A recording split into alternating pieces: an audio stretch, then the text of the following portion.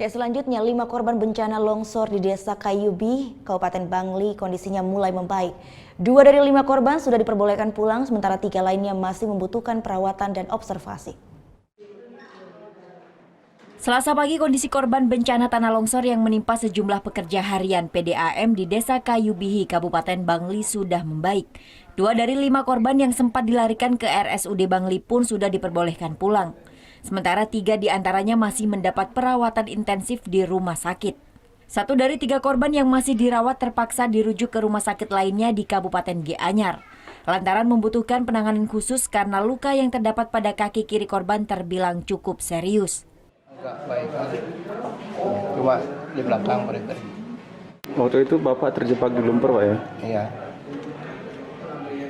Nggak bisa lari atau gimana, Pak? Enggak bisa, saya lalu di lumpur saya terjebak sekitar 5 menitan lah.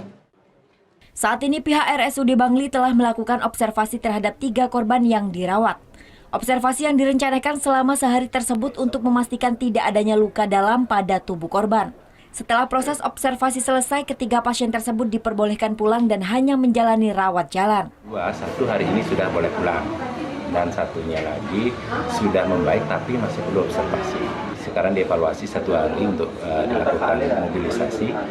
Besok dievaluasi ulang lagi oleh beliau spesialis. Kondisi mungkin secara detail kita tidak tahu karena perlu penanganan yang lebih lanjut sehingga kita rujuk ke rumah sakit yang lain. Secara umum semuanya sudah membaik.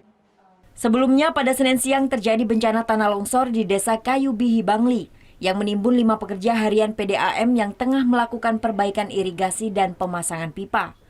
Kontur tebing yang labil disinyalir menjadi pemicu utama terjadinya longsor. Kadek Martana melaporkan untuk NET.